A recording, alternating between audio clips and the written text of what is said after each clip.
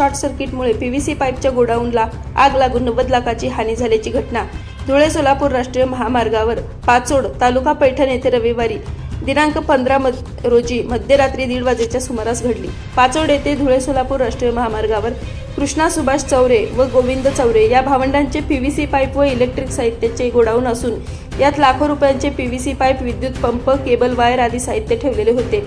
शनिवारी दिनांक 14 रोजी दिवसभर या भावंड दुकान चालवून सायंकाळी घरी गेले असता रविवारी दिनांक 15 रोजी मध्यरात्री 1:30 वाजेच्या सुमारास शॉर्ट सर्किटमुळे गोडाऊनला आग लागली। यात पीव्हीसी पाईप, विद्युत pump, HDFC pipe, cable wire, furniture आदी साहित्य जळून खाक झाले। यात 90 लाखापेक्षा अधिक हानी झाल्याचे कृष्णा चौरे यांनी सांगितले।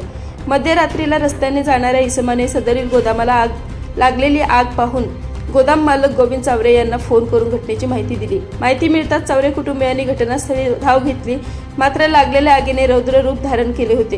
गोदाम पूर्णतः आगीच्या भक्ष्यस्थानी सापडून सर्वत्र धुळाचे लोळ निघत होते। समोरील दृश्य पाहून छत्रपती संभाजीनगर येथून अग्निशामक दलाला पाचारण करण्यात आले। अग्निशामक दलाच्या जवानांनी शर्थीचे प्रयत्न करूनही काही एक वाचवता आले नाही। पाहून रस्ता रुंदीकरणाच्या कामावर असलेल्या सचिन जगताप यांनी तात्काळ दुकान मालकाला फोन करून या घटनेची माहिती दिली।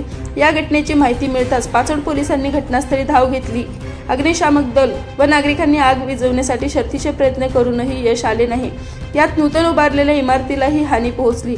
शेजारील अन्य 2 दुकानालाही आगीने लक्ष केले। या घटनेची पाचोड पोलीस ठाण्यात नोंद करण्यात आली असून पुढील तपास सहाय्यक पोलीस निरीक्षक सचिन पंडित यांच्या मार्गदर्शनाखाली सहाय्यक फौजदार अण्णासाहेब गव्हाणे करत आहेत।